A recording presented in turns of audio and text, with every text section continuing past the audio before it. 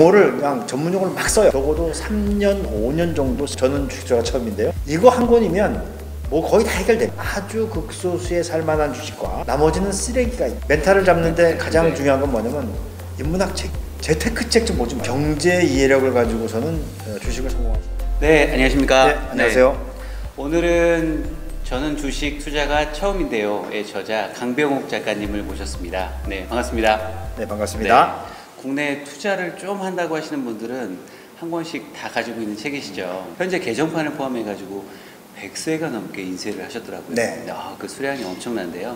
작가님의 먼저 간단한 소개, 인사 한 말부터 부탁드리겠습니다. 저는 이제 증권사에서 일을 시작을 해서 공부까지 다 마친 이 캐리어를 가지고 있는 사람이 증권 업계는 별로 없습니다. 네. 한 10여 년 정도 증권회사에서 일을 했었고, 그리고 이제 학교에서 공부를 하고, 대학에서 이제 강의를 하고 있는 그런 상황인데요. 네. 또 시장이랑 많이 떨어져 있으면 시장에 대한 감을 잃을 수가 있기 때문에 15년 넘게 증권방송에서 매일 아침에 생방송으로 좀 진행을 하고 있는 네. 그런 상태고, 네. 지금은 이제 세종사이버대학에서 강의를 하고 있습니다. 작가님의 투자 원칙, 철학이 있다면 뭔지 좀 궁금한데요. 그것부터 먼저 말씀해 주시겠어요? 예. 네.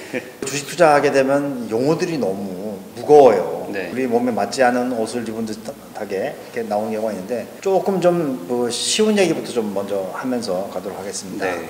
17세기 초, 그러니까 1600년대니까 그때 전기기관이 없었거든요. 나무로 그 배를 만들어 가지고 돛을 달고 나가면서 아래는 이제 격군들이 노를 젓고 하는 이런 거였었는데, 무역을 성공해서 돌아왔을 때 그때 선장이 너무 크게 성공을 하면 배를 가지고 오질 않습니다. 자기가 가지고 도망을 가고 있는 거예요. 네. 여기서 이제 중요한 건 뭐냐면 이 주인하고 대리인하고 관계가 있다. 여기서 우리가 하나 알 수 있는 건 뭐냐면 주식이라고 하는 것은 굉장히 간단한 게임이에요. 영업을 잘하는 회사, 그리고 그 영업이 장기적으로 지속될 수 있는 그 회사들만 고르면 되는 겁니다. 네. 제 투자 원칙이나 아니면 투자 철학을 물어보셨으니까 이걸 바탕으로 말씀드리면, 저는 기본적으로 기업 가치를 바탕으로 해서 투자를 합니다. 그 다음에 이제 우리가 흔히 실수를 많이 저지르는 것 중에 하나가 뭐냐면, 지금 적자 기업인데 조금 있으면 흑자가 될 것이라고 하는 그런 기대를 가지고 투자를 하는 경우가 있는데, 그거는 오산입니다. 그래서 저는 절대 적자 나는 기업은 아무리 좋다고 해도 투자를 하지 않고요. 산업이 동태적으로 바뀐다고 하는 것은 60년대에 있던 산업이 70년대, 80년대, 90년대, 2000년대에 이어지는 것이 아니고, 60년대 좋았던 것이 망하고 70년대 좋았던 것이 또 망하고, 이렇게 계속해서 새롭게 나오는 산업들이 있단 말이죠. 네. 그래서 현재 트렌드가 어느 산업으로 가고 있는지를 잘 알아야지 거기에서 좋은 종목이 나오게 되는 거죠. 기업 가치가 좋은 거, 적자 나는 기업은 하지 않고, 그리고 산업을 잘 이해하고 있는 것, 이게 제 기본적인 투자 원칙이고 철학입니다.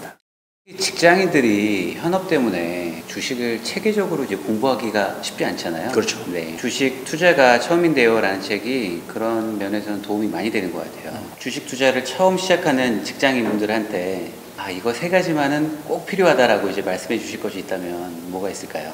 사실 이제 주식 투자를 늘 하던 분들이 아니면 굉장히 좀 생소한 환경에 들어오게 되거든요. 네. 그러니까 생소한 환경에 들어오게 되면은 제일 먼저 해결해야 되는 것이 용어 문제입니다. 용어. 네. 용어를 그냥 전문 용어를 막 써요. 주문 낼 때 이번에 시장가로 내세요, 조건부 지정가로 내세요, 이렇게 하면은 모르잖아요. 네. 그러니까 용어를 좀 해결해야 되는 거죠. 주식을 발행한 그 기업은 자기가 이야기를 하지 않아요. 말로 이야기하지 않고 재무제표라고 하는 회계장부를 가지고 이야기를 하거든요. 그러니까 기본적으로 나는 회사가 이야기하고 있는 것을 알아들어야 되겠는데, 그걸 알아듣기 위해서는 일단 재무제표에 대한 이해가 필요해요. 기본적으로 회사가 우리한테 이야기하는 그 언어들을 이해하는 것, 즉 재무제표를 이해하는 것이 중요하고, 재무제표를 가지고 보면은 대체적으로 그 기업의 가치가 어느 정도 된다라고 하는 것을 이해를 할 수가 있거든요.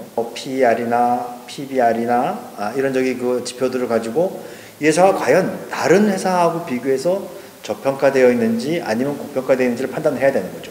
업계에서 나온 책 중에 제가 제일 먼저 유일하게 시도했던 게 뭐냐면, PER이 낮은 것이 저평가되어 있다고들 이야기하지만 실제로 PER이 낮은 게 과연 저평가되어 있느냐, 여기는 그렇지 않고 여러 가지 오해할 수 있는 요인들이 숨어 있다.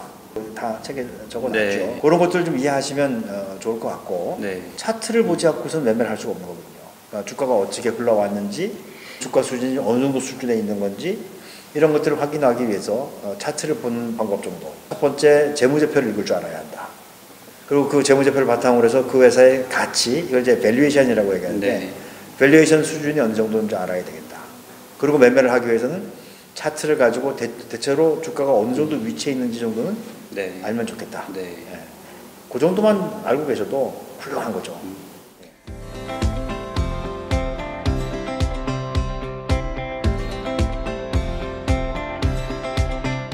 지금 그렇게 그 한 달 정도 이제 할 수 있는 직장인들은 많이 없을 것 같아요. 할 수 있는 직장인이 없는 게 아니고 하고 싶은 네. 사람이 없는 거죠. 왜냐면 마음이 급하니까 예. 빨리 저기 연수분해서 실전에 뛰어들고 싶다. 네. 예, 이런 생각인데 실패하는 가장 지름길이에요. 그렇죠. 예. 아니 왜냐면 여기는 예를 들어서 한 100명 정도가 투자를 한다. 네. 그러면은 한 5명 정도만 돈을 벌고 나머지 95명은 탈락을 해요. 근데 더 재미있는 거는 네. 그 95명이 계속 채워져요. 써도 끊이지 않게 돈이 나오는 걸 화수분이라 하잖아요. 네. 주식시장은 이 화수분 같은 거예요. 사람들이 계속 채워져요. 장기간으로 준비를 해야 될 것 같습니다. 주식 투자를 처음 하시는 분들이 주식 투자에 대해서 접근할 때 좀 좋은 습관이 있다면 경마라든지 이런 것들은 이제 운에 맡기는 경우가 많고 네. 주식 투자라고 하는 것은 우리가 명확한 지표가 있어요. 그 지표가 뭐냐면 바로 기업 가치입니다.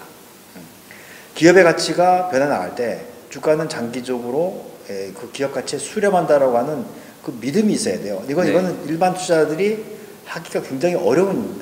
그런데 기업 가치라고 하는 것은 생각을 해보세요. 이게 내가 회사를 만들었어요.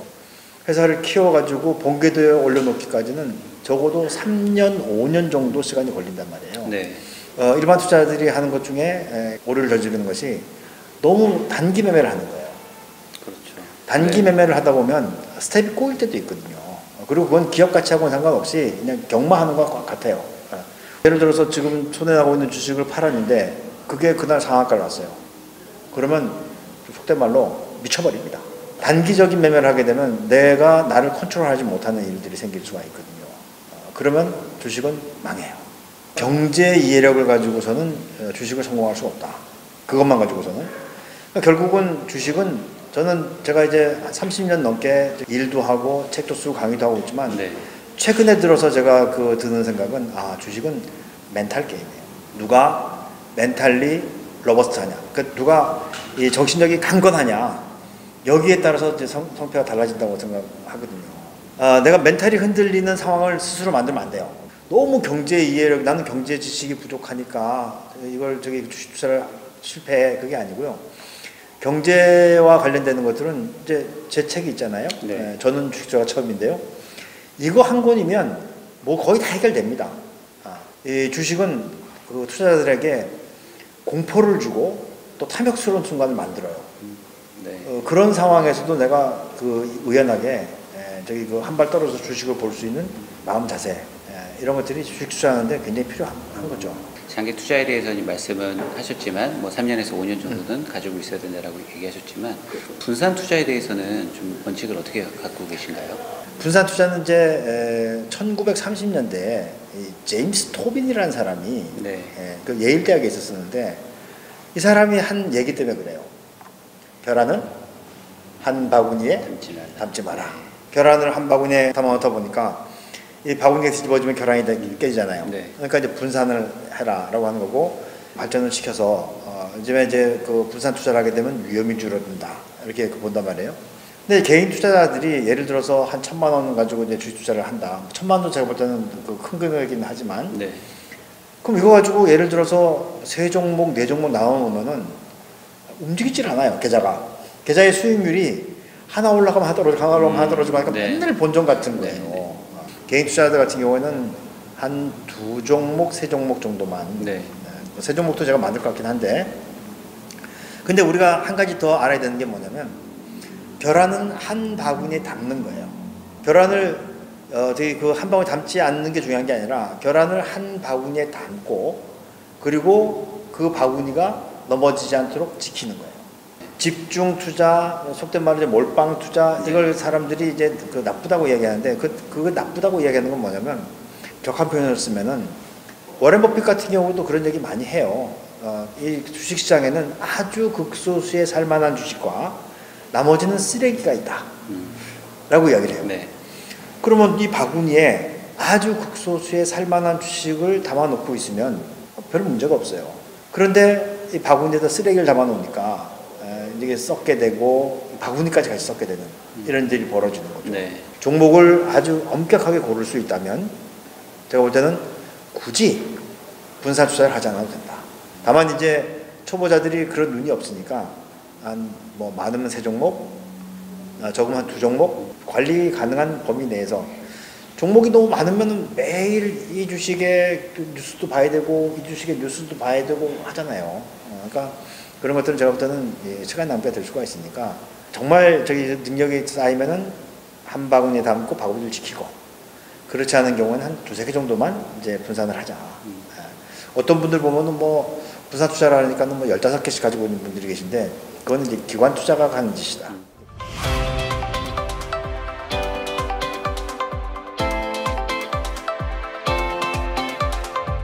주식을 사고 싶다라고 하면 자신이 없을 때는 그냥 펀드를 좀 이용하는 편입니다. 주식과 어떤 펀드에 대해서 주변에 물어보시면 알죠. 펀드에서 수익 났던 사람 별로 없거든요.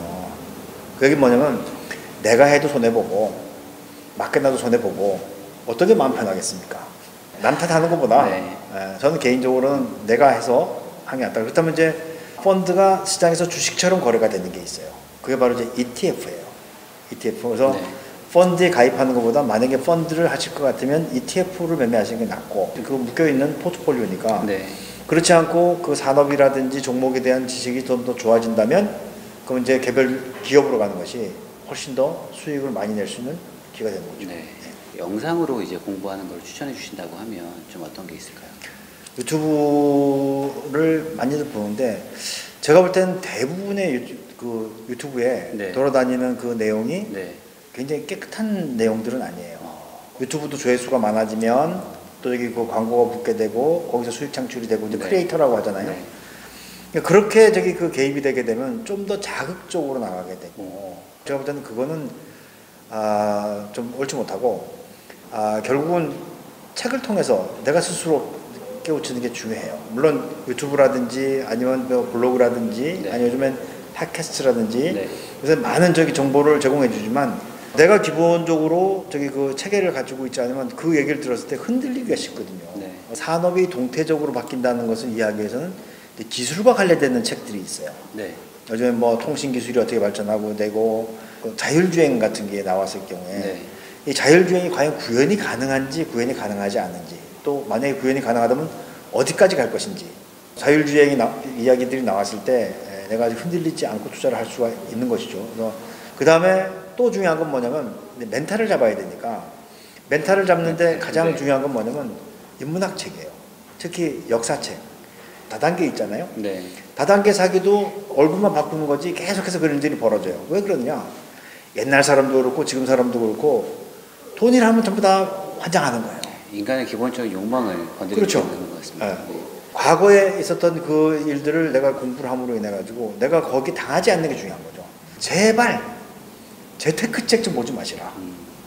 재테크책은 제 것만 보면 되고 기술 관련된 책이든지 미래와 관련된 책이든지 그런 걸 통해서 자꾸 지식을 넓히고 그리고 내가 생각을 갖다 좀 자유롭게 펼칠 수 있는 그렇게 하는 것이 정말 투자에 도움이 되는 거지 바쁘다고 해서 짧은 동영상이라든지 이런 걸 가지고 해결하려고 하면 정보가 좀 혼탁해지는 그런 거 생길 수가 있어요. 주식을 거래할 때 처음에 물론 뭐 책을 사서 같이 이제 교재로 활용하면 참 좋을 것 같고 공부를 한 어느 정도 하고 시장에 이제 들어가면 좋은데 시기가 3개월이면 3개월 한 어느 정도 하는 게 좀 필요할까요? 뭐든지 내가 잘 모르는 부분에 들어가서 되게 그 플레이를 할 것 같으면 무조건 그 쪽에서 쓰는 용어를 먼저 해결하셔야 돼요. 그 용어를 좀 해결하고 나면 그러면 이제 신문을 보는 것도 빨라지고 책을 보는 것도 빨라지고 한 거거든요.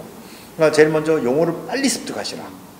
개인적인 차이가 있겠지만 제가 볼 때는 미니멈 3개월, 맥시멈 한 6개월 정도를 가지고 네. 책을 먼저 보시고 난 다음에 가시는 게 어떨까.